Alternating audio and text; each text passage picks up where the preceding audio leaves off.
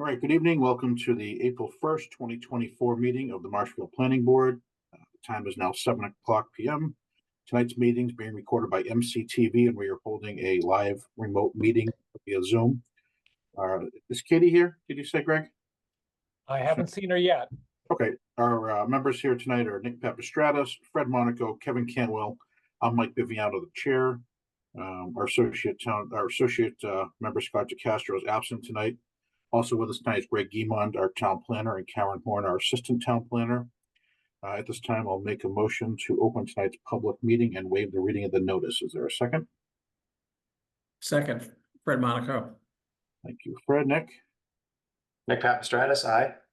Fred? No, we just did Fred. Kevin? Kevin Cantwell, aye. And Mike Viviano, aye. Okay, so first on the agenda is discussion and voting on the April 24 town meeting articles. I'll let Greg take that away. So we had closed the public hearing, but left the written record open. We have received one email today with comments and questions about the changes to the Housing Authority, Housing Partnership, and Housing Trust part of the zoning package, and that's it on as far as any additional comments from the public. On the MBTA zoning articles, the one thing, the more as we get further down the line, we keep getting things from either the Attorney General's office. We did get the Milton Town response to the Attorney General's lawsuit, etc. The one thing that I would just have the board members keep in mind that if the planning board votes a negative report to town meeting, it sounds like the state will view that as an intentional act by the town. Whereas if the voters at town meeting do it on their own and it was not prompted by a town board, I don't see the state seeing that as an intentional act by the town of Marshfield to not comply with the law. And that's all I was going to say on the zoning changes. Okay, any of the oh, we got Katie, she's on now. Hi, Katie. All right, are we looking to vote on all of them tonight, Greg? You might as well, because you won't have another meeting unless we have to have an emergency meeting right before town meeting. Okay. Any of the board members want to weigh in on any of them? No. So Greg, which do we have a list of the ones we're voting on? Well, I know two of them are the MBTA zoning articles. Yeah. And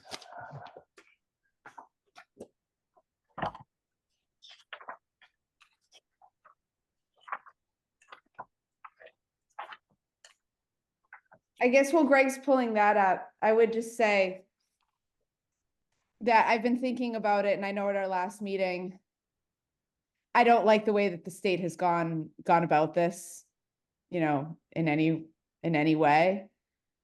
However, I am concerned about, you know, if we were to not support it. My impression is that the state is, you know, certainly looking to take Milton to task, and I wouldn't want to see the state take Marshfield to task and what the implications of that would be for our community. You know, I don't believe that this is the best way to go about solving the housing issue, and I don't think it takes towns, you know, unique features and diversity into account. But it is something that I'm torn on, so I just thought that I would put that out there. Yeah, it's definitely a difficult one. I think what we're here voting on tonight is more along the lines of, hey, did we figure out a spot and find out where that was? And Greg and Karen did a lot of work to come up with this and comply with what the state wants us to comply with. But the vote's really not in our hands; it's in town meeting's hands. It's just for us to give our opinion, and do we think we complied the best we could have? So I think we've done that here. And again, it's not our vote. We'll see what happens at town meeting, and I'm sure it's going to be quite the discussion on that. Fred, you had a comment? Yeah, I echo Katie's comments 100%. I feel the same way Katie does for the record. I'm thinking about it a lot, and I think she's right on target. Yeah, I guess I'd just like to add, Greg and Karen, appreciate the effort you two have gone through to kind of try to comply with these guidelines and designate the area in town. I mean, I do feel it is probably maybe the only place that kind of falls under most of these requirements. So thank you again for that. Yeah, Kevin? Yeah, I think I'll echo some of the other board members' concerns. I did read some of the Milton filings and some of the states come back with them, and I think it's to me they keep moving the goal line. So I would agree with the rest of the board. Yeah, thanks, Kevin. So Mike, it is on the first night of town meeting is the MBTA articles. There are articles 18 and 19. One's the text and the other's the map. What we're expecting on the second night is the annual town meeting, and that's where the rest of the zoning articles are. And Article 8 is the table of use for open space residential, which is basically we're matching the table of use with the language changes that were done to the text in 2019. Article 9 is the table of use to match the age-restricted adult village text with the table of use. Article 10 is the change to the flood proofing requirements that has the building commissioner asked us to put in. Article 11 is the inland wetland district map change. Article 12 is the definitions for EOHLC and the housing trust. As you remember, Executive Office of Housing and Livable Communities is replacing the old DHCD. And then the next four articles are changes to the various sections in the bylaw that deal with the EOHLC and the housing trust language changes. So that's the different zoning articles. So it's 18 and 19 of the special, and then it's 8 through 16 on the annual town meeting warrant. Okay, any other comments from the board before I make a motion? All right, seeing none, I'm going to make a motion that we recommend passage of Article 18 and 19. Is there a second on that? Second, Katie O'Donnell, aye. Nick? Nick Papastratus, aye. Fred Monaco, aye. Kevin? Kevin Cantwell, aye. And Mike Viviano, aye. So that passes 5-0. And then I'll make a second motion for the second night of town meeting for Articles 8 through 16. I'll make a motion that we recommend approval of those as well. Is there a second? Second, Katie O'Donnell, aye. Nick? Nick Papastratus, aye. Fred Monaco, aye. Kevin? Kevin Cantwell, aye. And Mike Viviano, aye. Okay, those are all set, Greg. Thank you for that. We'll Thank you, see how it Michael. goes at town meeting. So we can now go to the Juniper Road 705 hearing. Okay, so I'll make a motion that is that a continued or just opening? It's a continued, yes. So we're going to open the continued public hearing for Juniper Road and waive the reading of the notice. Is there a second? Second, Katie O'Donnell, aye. Nick? Nick Papastratus, aye. Fred Monaco, aye. Kevin? Kevin Cantwell, aye. And Mike Viviano, aye. Okay, Greg, that's open now. Is there someone here for that? Kevin McDonough is here. I don't know if his engineer is present. Okay. I'm certainly here. I don't know if you can hear me. Yeah, is that Bill? We You're can the hear you, engineer Bill, for it? yes. Yeah, Bill Claffey. Kevin, are you here? We see your name, so, Yeah, Greg, I'm here. okay. Is Grady gonna be here? I don't believe so, just because I think he had a conflict, couldn't be here. Okay. give me a second, Mike, and I will pull up.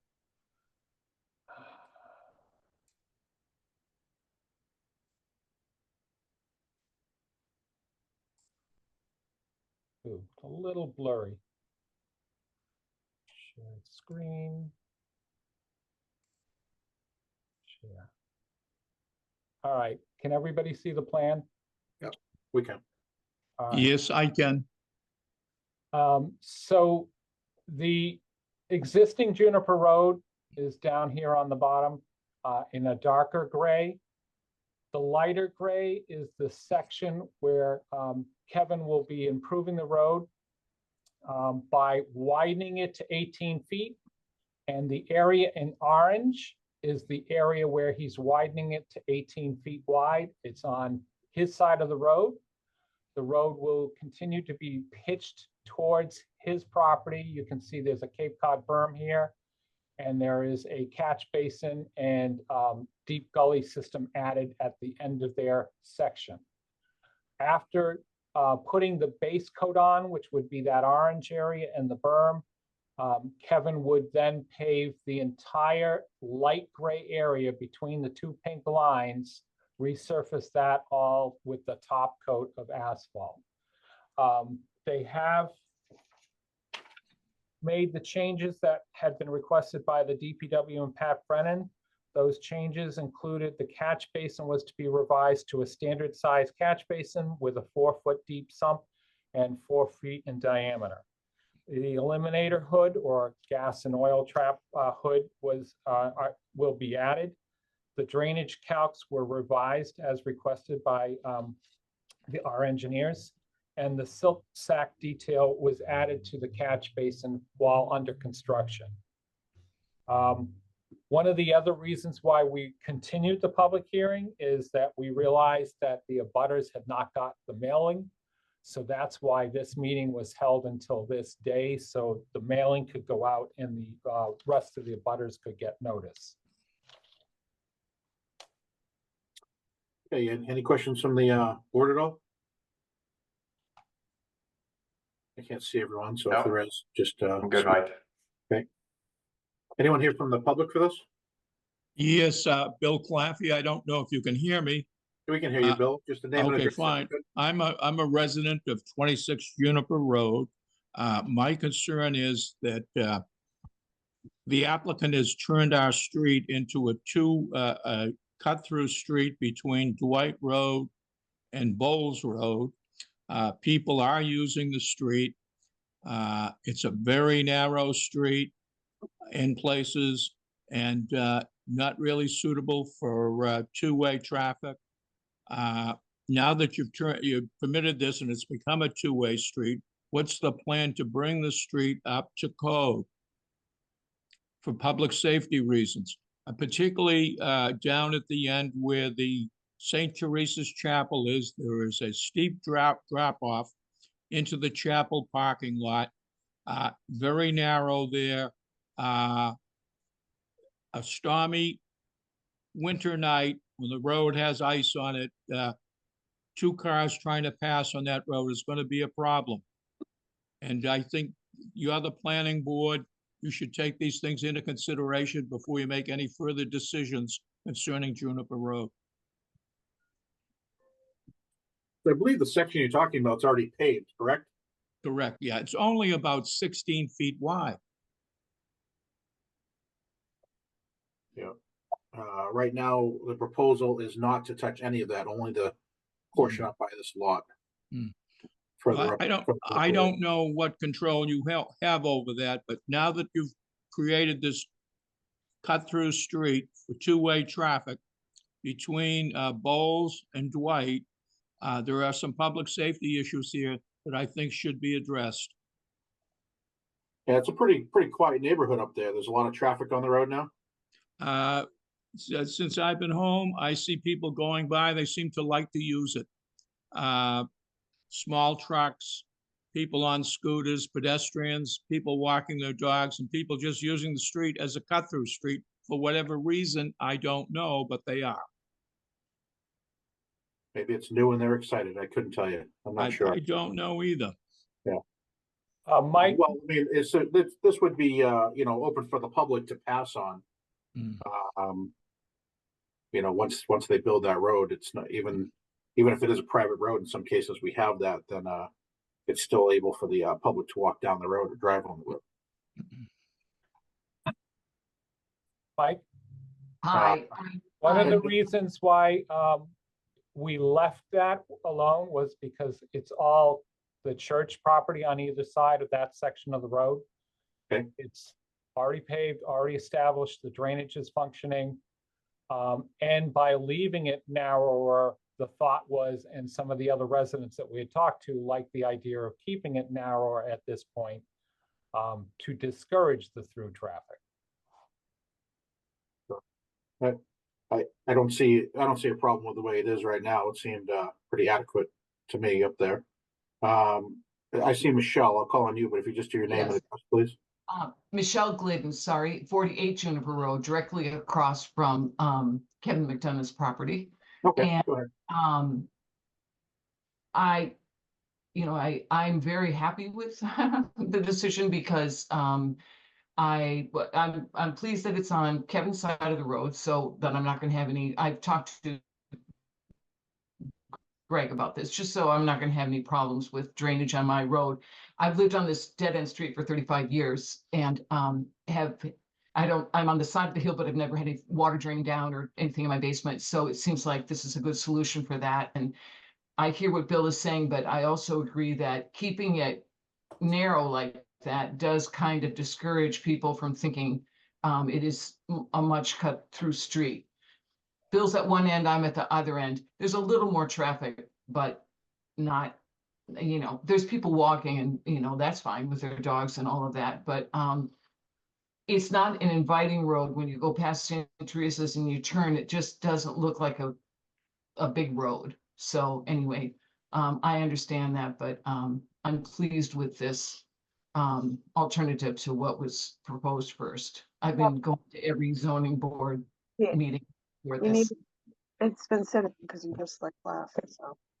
All right, thank you for the comments. Is there someone else from the public here? Just as guest? All right, I don't see anyone commenting there. I'll go back. Any issues from the board at all? Nope. Okay. No. Paul, did you want to say anything? Or. Oh, no, you mean Kevin. Paul, next. No, I'm also like, All right, sounds good. Thank you. Greg, what's the address to make a motion on this one?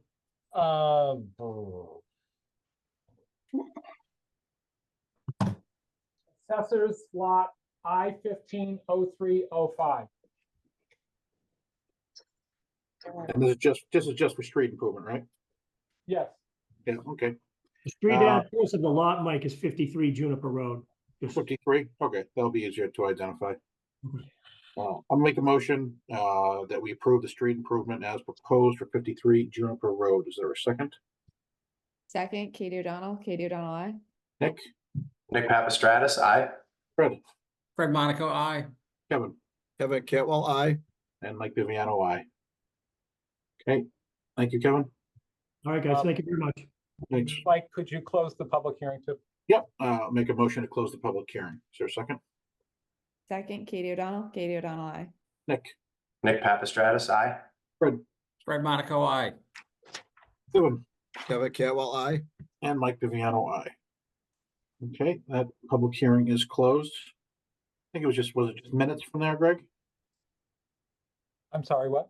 Were we just doing the minutes after that? No, you have another public hearing at 7:10. So we could go right into that one if you want. That's on the continuation of the John Sherman Estates special permit modification request. Okay, I'll make a motion. We open the continued public hearing for Red Gold Farm and waive the reading of the notice. Is there a second? It's not for Red Gold. This isn't for Red Gold? It's for John Sherman Estates. Oh, for John. Okay, what am I looking at there? Red Gold is the next action item. Oh, okay, I'm sorry. Okay, so Okay. I'll make the motion to open the continued public hearing for John Sherman Estates and waive the reading of the notice. Is there a Second, Katie O'Donnell, aye. Thank you, Nick. Nick Papastratus, aye. Fred, Fred Monaco, I. Kevin, Kevin Carwell, I. and Mike Viviano, aye. That's why Paul's here. Okay, that makes more sense now. Okay. So, Greg, you going first or is Paul going first? It depends if Paul wants to start or I could just go into the background and explain where we are. Yeah, I would prefer that you do that. Okay. So I'm going to share the screen. We did get the plan from Morris on the areas where we had some encroachments. We've had some of the problems have been resolved. Lots 10 and 11 are okay. Lot 7 has removed the fence, but they still need to get some plantings and get the wildflower mix established to help with the drainage.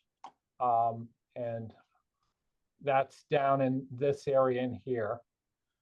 Lot 9 needs to move the shed, and this area with the little X's was where the fence is currently. And the fence is should be further to the northwest than showed. So they have to move their fence as well. They will also need to work on some plantings and wildflower mix, because I'll show you in a few, next thing I'll show you is some photographs from the site. You can see that there is a drainage kind of swale that's funneling the water down onto the emergency access road. Uh-oh. I have a request for to Paul to get us 2 quarterly monitoring well results, so we can see. We haven't gotten some for almost a year now. We can see where we are on our nitrogen loading, and that will help us on the lawn restriction area. If we're well below 5 parts per million, we may not have to have some of the lawn areas restricted as tightly as they are. And hold on one second.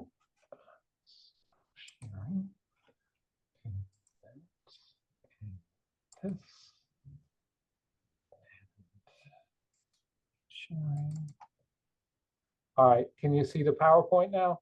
We can. Yes. Okay. So we went up on March 13th. The Conservation Commission joined me on the walk. Pat Brennan was with us, and one of our members, Fred, was with us as well. This is the lower end of Lot 7 down at the property line with the emergency access road property. This is looking up from that, and you can see up at their fence that we are still having some erosion issues on that that corner. The property owner has talked with us, and they are thinking of putting in a retaining wall in that area, which would address a lot of that problem. This is once you get on the top of the back, right behind Lot 7 in the open space area. This is what I was talking about. You can see that right in here, all the erosion coming down, and it's, oops. This is the reverse shot looking down to where I was just standing. And you can see how everything's kind of pitched, and you have a small dark area here, and then it runs down this way and eventually gets on the emergency road. This is looking at Lot 9, and a portion of this fenced in area is actually the open space, so they will have to move their fence over. And that shed in the distance there, that is also in the open space, so that would have to move. This is a closer shot of that section of the fence in the house. This is looking past Lot 9 in towards lots 10 and 11. And the fence in this area is just a little off. It's actually, you can see this concrete line here on the right is where the property line is. So again, it'll have to be some adjustments there. This is the corner, and you can see how they're gonna have to, but this is in between individual lots. So there's some work that they're gonna need to do between these 2 lots. The stake down here at the bottom with the pink, and there's another stake over there is the property lines. You can see one of the concrete bounds here. And there's another concrete bound on 11. The Conservation Commission had voted that they didn't need to put in the posts. And I didn't realize that we're voting on that. I probably should have suggested they left some posts in, because it's hard to find in some cases the concrete bounds already, because of some of the erosion has covered some of those concrete bounds and stuff. We did manage on the site walk to find them and stuff.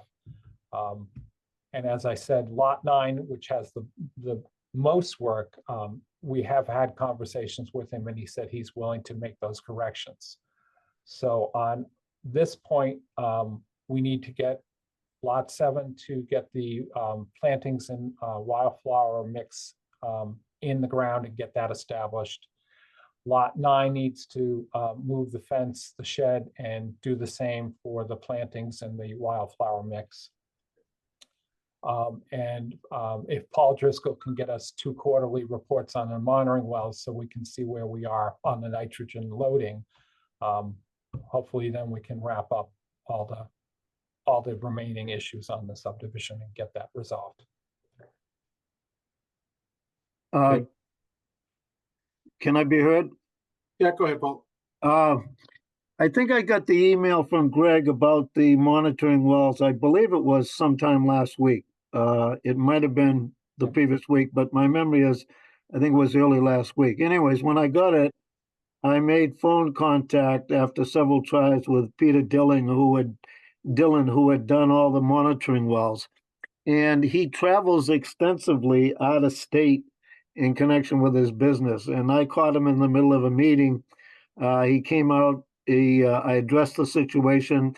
I told him what the request was, et cetera, and he told me that he would do his best to get back to me as soon as he could. When I pressed him on that, he said it might be he would hopefully get back to me within a few days. And I can only report now that I haven't heard back from him. But I did get to him. I did tell him what the situation was. I did tell him of the request, and he has done it for me religiously in the past. So all I can tell you now is that I will get back to Greg as soon as I hear from Dylan. Okay. Anything else, Paul? That's it as far as I'm concerned. I understand that the lot that was creating the erosion and the spillage over onto the emergency access road was quite severe, and it's lesser now. I paid $1,300 to Hoadley to pump out the 2 catch basins down at Route 3A, and so I'm as anxious as anybody else that they fix their problem. And I understand that Greg's had conversation with the owner of that lot, and I guess it's weather dependent now as to when he's able to get in there with the remedial efforts. Okay. Greg, anything else? Not on my side.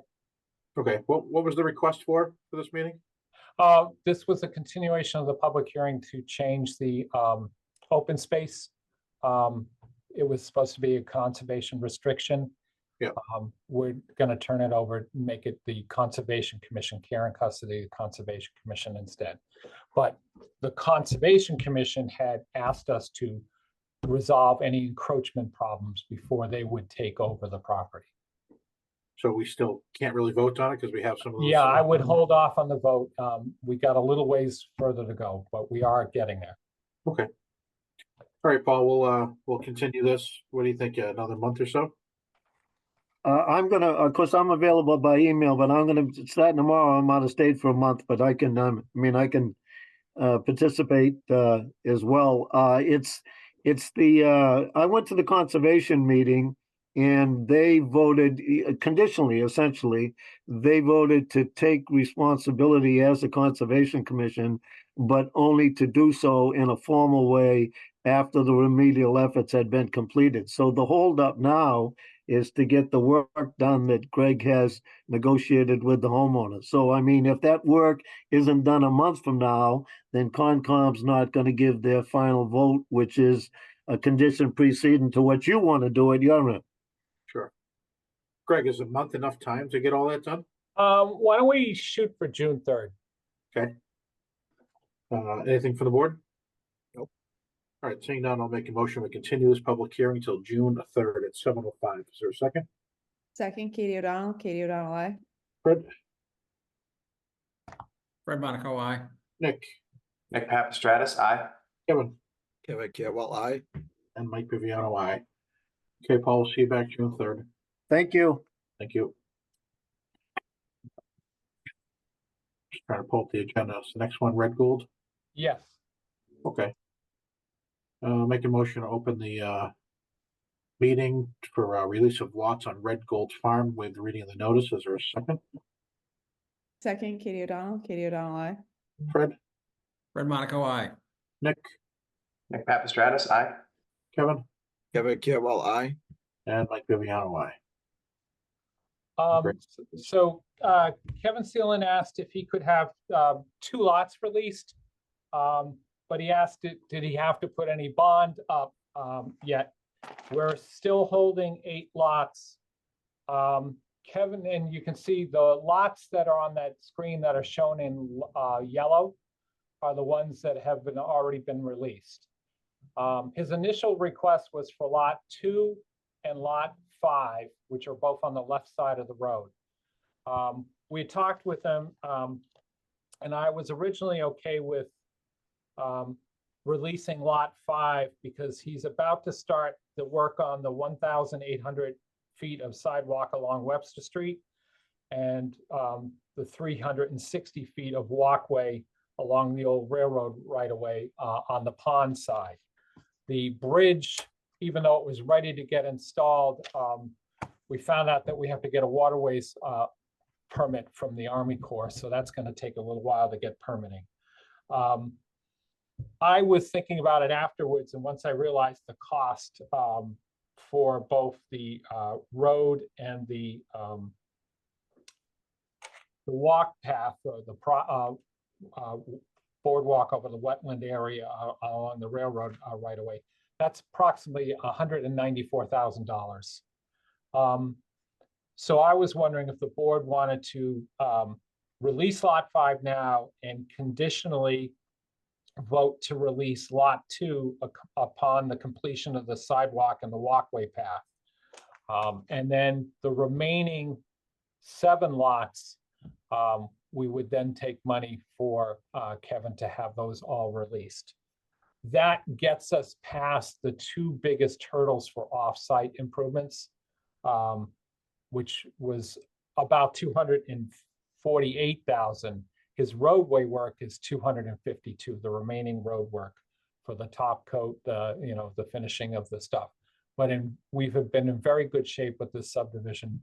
We've had no issues to speak of on this particular project. Is Kevin here? I didn't see him. Okay. Any nothing from the board at all? No. Okay, so I'll make a motion that we release lot 5 and re-release lot 2 conditionally upon the 2 offsite. Was it the trail of the bridge being completed or the trail on the sidewalk? The sidewalk along Webster Street and the walkway along the railroad bed. Okay, so that's the motion. Is there a second? Second. Actually, Katie hold O'Donnell. on. I just one follow-up question on that. Is the permitting with the Army Corps, is that also tied into this? Yes. Like if this, so that could conditionally hold up lot 2 for him.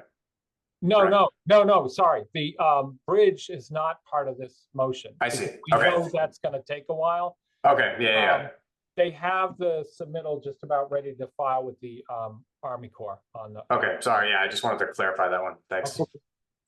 So I think we'll still move on. Clarification's been made. Was there a second? Second, Katie O'Donnell, aye. Thank you, Nick. Nick Papastratus, aye. Fred Monaco, aye. Kevin, Kevin Cantwell, aye. and Mike Viviano, aye.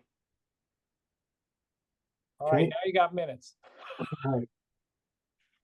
Yeah, my agenda doesn't show that other one on there, but that's right. Oh, I see. It's The down minutes, below. 2-5, 2-26, and 3-4. Okay, any questions from the board on those? All right, seeing none, I'll make a motion. We approve the minutes of 2-5, 26 and 3/4/24. Is there a second? 226, sorry. Okay, 25, 226 and 3/4/24. Yep. Okay, is there a second? Second, Katie O'Donnell, aye. Nick, Nick Papastratus, aye. Fred, Brad Monaco, aye. Kevin, Kevin Carroll, I. and Mike Viviano, aye. Okay, anything else, Greg? Not for me, Karen. Hey, Greg, real quick, is there anything going on in that old camp property behind Forge Lane at all? We've gotten several calls and emails about that today, and I talked with the building department, I talked with the zoning board of appeals, I talked with the conservation commission. None of us have heard anything about that property in the past 6 months to a year. All right, I've heard some people have been walking around in the site, so. sure. Maybe somebody's gathering firewood, they can do that. So, all right, nothing else on the board at all? Okay, I'll make a motion, we close tonight's public hearing. Is there a second? Second, Katie O'Donnell, aye. Nick, Nick Papastratus, aye. Brad Monaco, aye. Kevin, Kevin Carroll, I. and Mike Viviano, aye. All right, that concludes tonight's meeting. Thank you, everyone. Thanks. Thank- Okay, Good night. bye. Good night, everybody.